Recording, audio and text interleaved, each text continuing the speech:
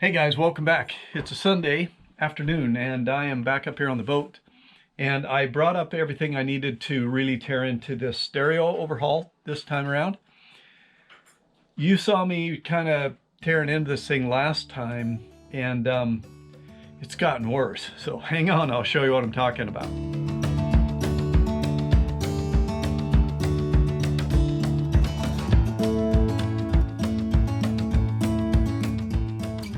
Okay, well, I was making pretty decent progress. So I have the head unit out here. I didn't really clean up yet because I got a lot of stuff I'm doing. But I was trying to get these amps all reverse engineered, and what I had was this amp was wired to the subwoofers, but it was also coming out of the outputs here, and they were going into the inputs of this guy. And then this one just had a bunch of speakers hooked up directly to it. So I tried to reverse engineer things. I had decent luck. I have the bridge working. I have the aft deck working. I have the V-berth working, and most of the cabin. I have not got the master stateroom going yet. But what I found was just a couple of these were weird. Like, I'd work on the stereo and I'd plug in one of the amps and I'd do zone 1, turn it up, and nothing would really happen. But then when I turned up zone 2, both the speakers in 1 and 2 would go up, and I could turn down 1 and 2 would stay up, or vice versa. It was just weird. So I got tearing into this, and first of all, these amps were up there, and I was just having a nightmare of a time trying to get up there, see the back of them, see the front of them, see how everything was set, see where my speakers were going. There's there's little blocks that go in the back here. It was driving me crazy. And so I have taken the speakers down. Now they're pretty heavy, and that was kind of a scary job, but I got them down. And now what I'm doing is I've got my new cross connects here, my new RCA cables. And of course, they're all labeled, which amp they're going to, and then which channel, 1, 2, 3, and 4, etc. And what I'm going to do is I just ran down to Home Depot and I got some more speaker wire. Because one thing I've been dealing with a lot is this guy, whoever did this, was crazy for the electrician's tape. And he taped stuff up. There's a good example.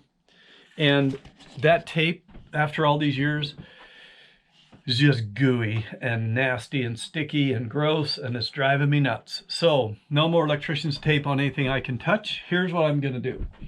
I have gone down to Home Depot. I have got me some cross connect blocks. I got me some more speaker wire. I got me some zip strips that have the little eyelet in them, so you can screw the eyelet down and then zip strip around some stuff. I am going to give it my OCD treatment, and I'm going to tie everything up. I've already started a little bit. I, of course, will be trimming off the ends of my zip ties, but I'll put a zip tie down here that can screw down, and then tie all these off nice and straight, tie all these off nice and straight.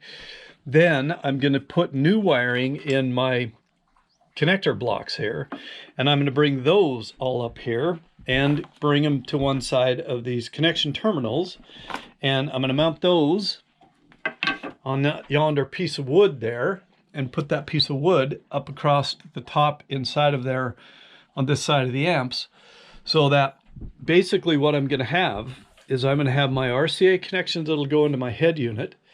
I'm going to have all of my outputs coming out and hooked into connector blocks on this piece of wood right here, all nice and neat, labeled, etc. Then all I'll have to do is take the speaker wires and put a connector block on them, or a connector post terminal thing, screw them to the other side of the connector that I want them to go to. So I got a fair amount of stuff to do, but order is getting brought into this out of chaos. So yeah, I should have done this first thing this morning because I've been at this pretty much all day. But now I'm at a point where I know what I'm going to do. I'm going to get this cleaned up. I'm going to cut a whole chunk of that gooey electrician's tape wrapped old cabling out, and I'm just going to come down out of the ceiling with my speaker wire, run the absolute minimum I need to, put a block on it, connect it to my terminal post. So should be much better. And then then I'll be able to put the amps back up in there first and have everything being ready to connect up to these connector posts. So yeah, let's make that happen, shall we? Okay, well, I said I wouldn't make you watch me do all this, but I would give you an update when I was done. So here I am done with the amp board, about ready to go back up in there. So what I've done is everything's marked on both ends of my RCA cables. So we know where they're gonna, what they're driving when they plug into the stereo. All of my outputs from all the amps have now been brought out. They're labeled channel 1, channel 2. They're into these connector bars. Same over here where I've got 4 channels into the connector bars. So now our speaker wires will go to the other side of the connector bars, and we'll have screwed down connectors, not twisted up wires. This amp on the end, the EP8 has 8 channels. I've only hooked up 4, and I think this was kind of bridging. I was trying to figure out if it was bridging 1 and 2 to 5 and 6, and 3 and 4 to 7 and 8. I don't have to bridge anymore. I can just have this set up to drive channels 1, 2, 3, and 4 and be done with it. And then obviously here's our power cables. So about ready to take this heavy son of a gun, pick it up, put it back in here, get it screwed back up, and then start to take these wires here, and you know what I'll do is I'll cut these off, put a connector terminal on the end to go onto my connector blocks. And remember, I do have a little piece of wood, so I'm going to mount all those connector blocks on a piece of wood. It's right here, just in case you didn't believe me that I had a piece of wood. So and then I'm also going to, these wires are my amp triggers, so each one of these has an amp trigger. And what I'm going to do is I'm going to put a little cross connect from this one to this one, and then from this one to that one, and then that one will go to the stereo. So I'll just have one connector to the stereo. This is going to be clean when I'm done with it. So then the next step will be to take our speaker wires that I have identified of this mess and snip them, put a terminal on them, like these are coming out right here. I think these will go right up here to my connector blocks when they're in there, because the connector block will be probably right along here, and I won't need all this extra wire, and I can throw away a lot of this stuff that's got the electrician's tape all ooey gooey on it. So there you go, we're about ready to put that back in there.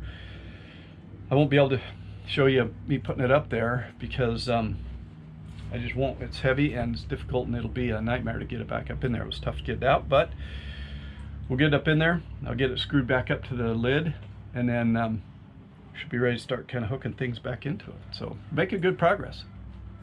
A quick update on the stereo here. Obviously I can't let the music play because we're listening to a little Pink Floyd here. So if I had that playing, we would get copyrighted on YouTube, and we don't want that. But here's where we're at. Everything's working except one speaker in the aft cabin, which might be a cable, cable came off the speaker or something like that. I've identified everything. I've got the aft, or the V-berth and the aft cabin, the master cabin on zone 1. I have this room on zone 2. I have the aft deck on zone 3, and I have the bridge on zone 4. And everything is working quite nicely. This is cabling. I get to throw away all that. I have a million tools scattered around. I have cut off ends and zip ties, and what a mess. I'm going to clean up a little.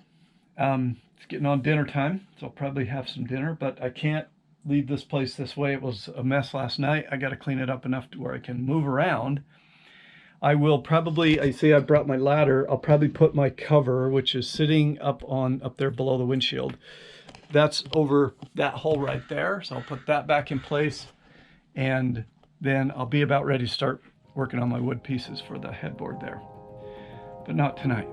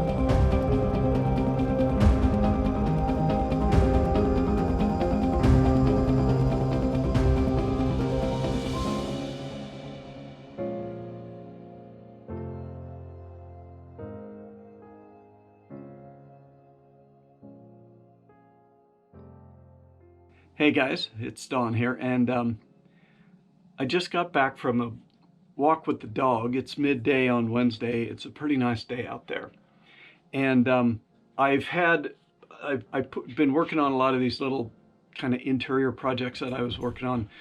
The stereo being one of them. I have the stereo pretty much in right now. I'll just show you quickly. It's up there in the dashboard, kind of headboard, whatever we're calling it. I put our inclinometer in the middle, I put the barometer next to it, and I have the place for the clock next to that. I just need a couple little smaller screws for the clock. But here's the deal. I started playing the thing for a while. And first of all, when the stereo kicks in, there's a lot of shorting, popping, crackling noises, like something's not happy in there. And then after I was playing it for a while, I started to notice all of a sudden the volume was fading away on me. And I turned it up a little on the phone. I got the app on the phone where I control the stereo. And then it wasn't that the stereo volume setting was going down, it's just that the noise coming out of the speakers is going down. So I'm starting to think maybe those amps are past the end of their usable life or something. I don't know how old they are, but I think what I'm going to do for right now is I'm going to call a halt to this section of the project for right now. The weather has turned out really nice, and I'm kind of getting tired of just sitting in the slip here, so I want to go somewhere. So what I'm going to do is I'm going to figure out what I need to do to be ready to go. Hi. I'm going to figure out what I need to do to be ready to go, and kind of clean up a little bit and put away some of the tools and stuff, and then start planning out. Maybe tomorrow morning I can get up early and bug out. I was thinking maybe shooting for like Spencer Spit. Looks like has a bunch of mooring balls. I don't know how far away it is, but I'm about ready to go boating somewhere. I bought this boat to do more than just sit and slip. So I'm a little frustrated with the stereo, gotta be telling you that. That's the truth. I did install all the Philips lighting stuff that I bought. You can see over in the corner over there is that little floor standing thing.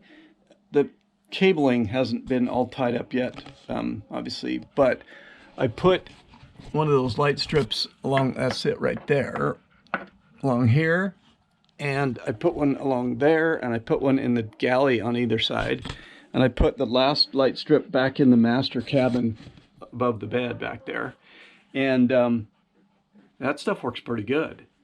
It's got all these different scenes you can do. I put a motion detector right here behind me, so you can have it dim the lights down until they shut off at nighttime. You can have it start to wake you up with lights in the morning. I did that. I'm gonna dial that back a little bit because the one right over the bed was staring at my retinas this morning. When I first opened my eyes, I was like, whoa, there's a light there. So that part needs a little tune-up, but yeah, it works pretty good. I would definitely recommend, if you are looking at smart lighting, this Philips Hue stuff looks pretty good. So you have a little device here. I'll just point that out right there. That's the hub for the thing, and that has to have a LAN connection into your router. But then once it does, you just turn on the lights and you tell the application to go search for them. It finds them, you rename them, you assign your different schemes to them and all that kind of thing. It's pretty slick stuff. Maybe I'll show you at some point. I'll fire up the iPad where I have the application loaded and mess around with them a little bit tonight, maybe when it's dark, and show you what it looks like. So, but I like it. It looks good. So yeah, I think what I'm going to do is clean up, maybe make a run or two up to the recycle bin. I got a lot of cardboard in the back. I have replaced some of my overhead lights up here, like those two. Well, I think I've only done that one over above the helm so far, but I've done the two down and the galley. Neither of those worked. I did the ones up, no, you can't see, but up on the spreader, the radar arch up there, I replaced both of those. So all my lights are working. They're just not all replaced yet. I got a few more to go that are either the red or the white doesn't work, or whatever, you know. So a couple more of those to do, but not too much. So I've made good progress, and it's only Wednesday. I've got pretty much a lot of the stuff I wanted to get done. The stereo's been going kind of slow, and now I got it all cleaned up and wired up nice. Now it seems like maybe those amps aren't working, or I don't know what's going on. But you know, the Fusion system I bought from Garmin does have an amplifier mated to it. It might be, I might look at how much that is, and that might be a good thing to do. Couple of boat issues to deal with. I do feel like I'm having an issue down in the bilge where the automatic bilge pump switch is not working. So I need to get to the bottom of that. And then just the rest of this is clean up, and then maybe we'll be ready to go get out on the water somewhere. All right, well, today's first order of business is to get some better light in this bathroom head in the master suite here. So I've replaced that guy with it was a red-white one, and the white was burned out. So I replaced it with just a white one, but still left it pretty dark in here when trying to put my contacts in. So what I've done is I've taken out the medicine cabinet. It's over there on the bed. And I've bought these LED strip lights. I'm going to put one of these up here, probably maybe pointing straight down. But first order of business is to find power, and I'm guessing that's probably going to be power right there, wrapped up in electrical tape, my favorite. The fan over here I know has power, so that's that guy. And if need be, we'll rob that, because I don't really use that fan, and the thing's pretty nasty and corroded and gross anyway, so might take it out. I mentioned at one point way back that there was coax kind of spread around throughout the cabins. There's the splitter for it, and so might take that out. We got this zinc saver here, galvanic isolator, which I guess isolates shore power from direct to ground or something, so that our zincs last longer. So anyway, I'm gonna tear in here and see if I can get these lights hooked up. I've got existing holes up here to bring some power through to wire that thing in, so I think I got everything I need, just need to do it. All right, well, I'm not totally cleaned up in here, but I have pretty much got this all back together. So the medicine cabinet's back in, and this is the light by just that one, and daylight coming in. But now turn that on, that makes a world of difference. So it's on, off. So yeah, I got to clean up, put some tools away, but that didn't go too bad.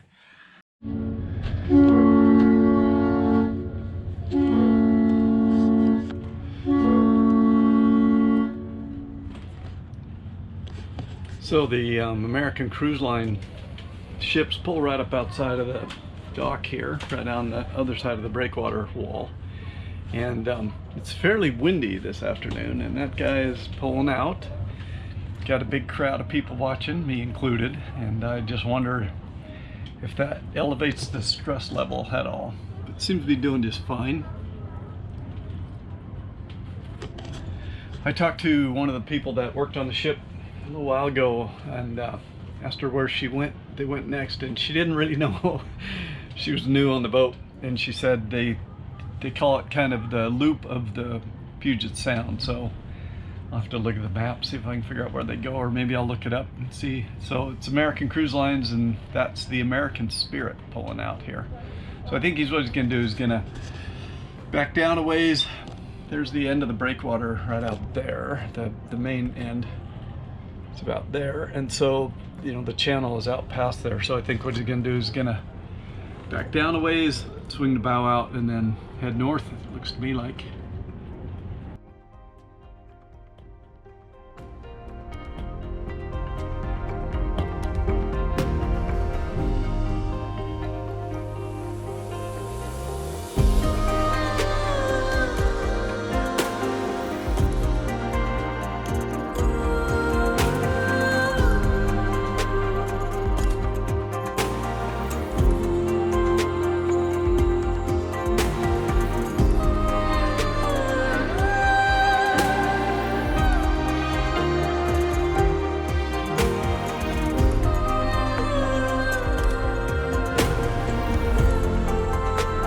They're off.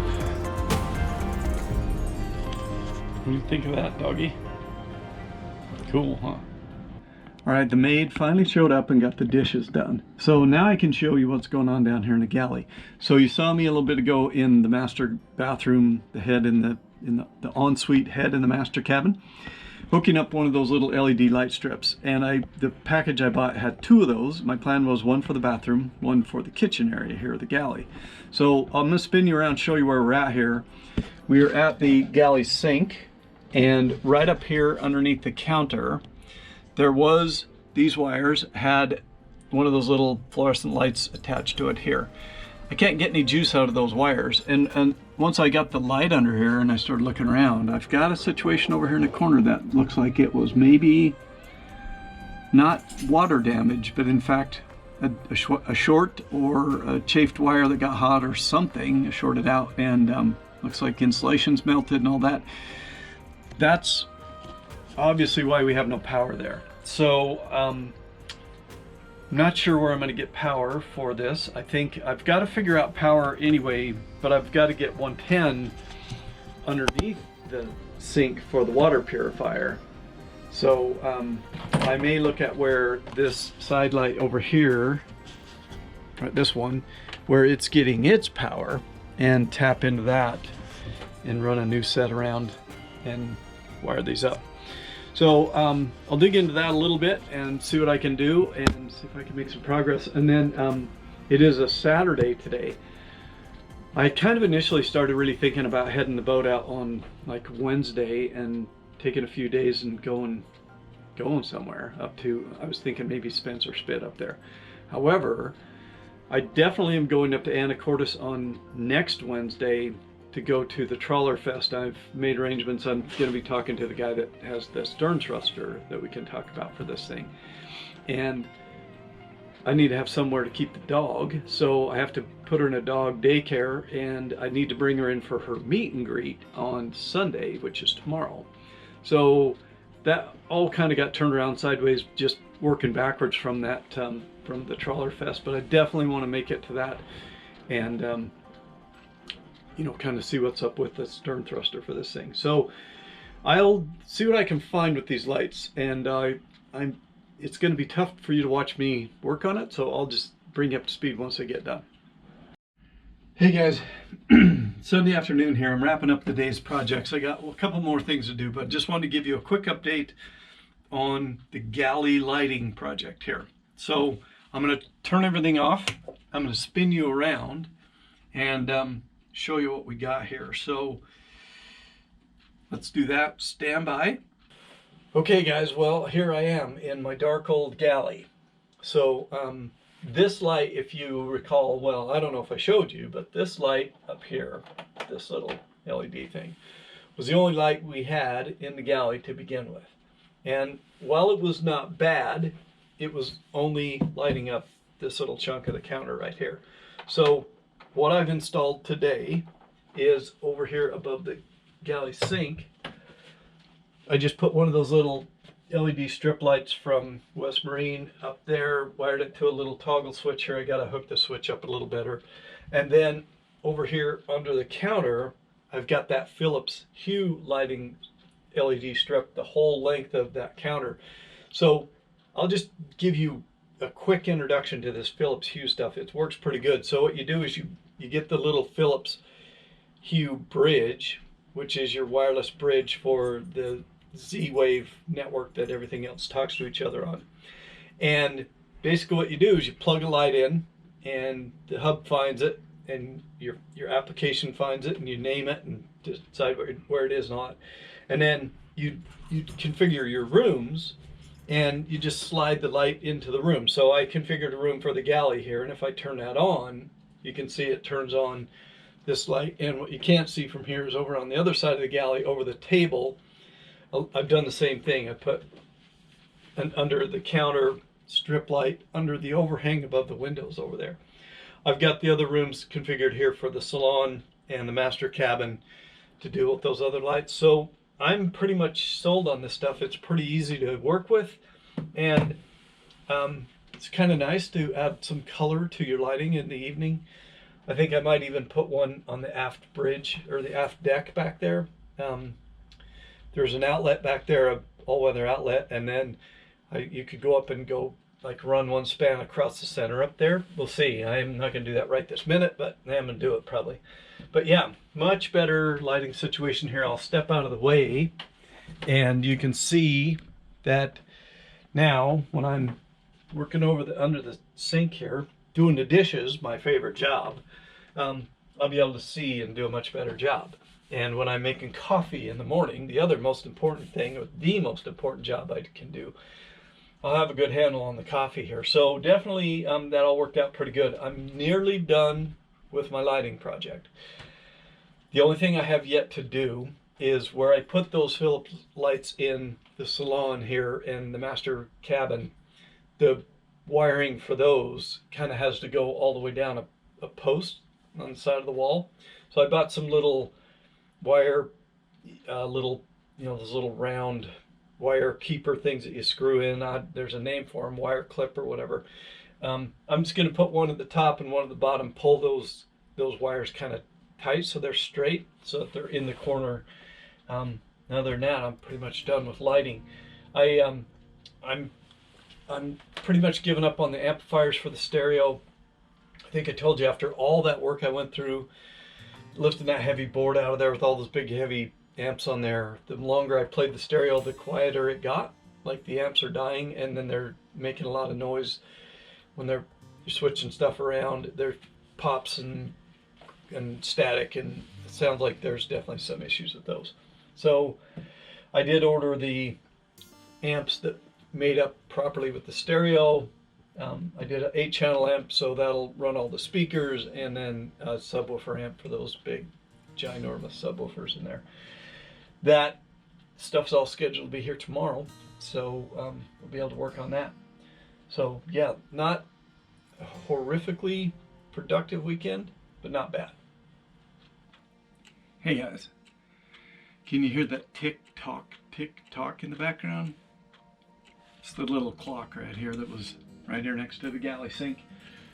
It's about time for me to jump up on the ladder and open up that compartment that I closed up there, that center one, and you can see some cords hanging. I have taken down the board that I'd fashioned to close back up the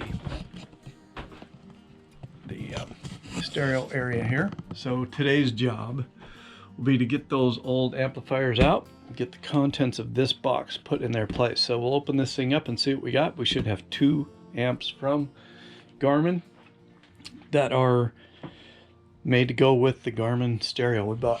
So hopefully it will be much better. I'll have to obviously probably relabel my cables because I don't have a P2100 anymore. But yeah, other than that, it shouldn't be too bad. Other than that, those are heavy to get out of there and difficult, but I'll tear into them, see what we can do.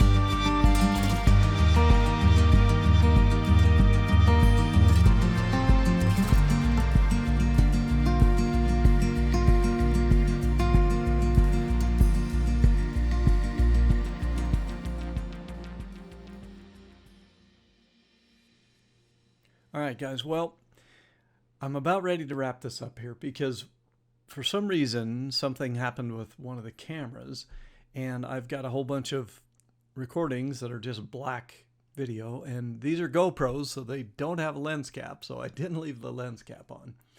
But to quickly recap how we left this thing, I pulled all the old amps off, stacked them aside, opened up the new Fusion amps from Garmin, and wired those up.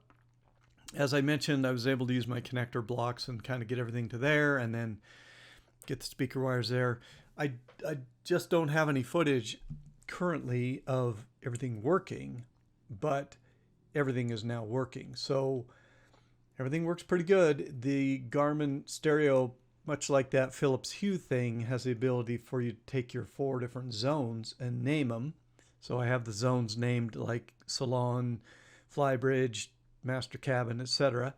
And I have the app on both the phone and the iPad for both of those, for the lighting and the stereo. So it's finally working pretty good. Now, those subs are still not woofering just yet.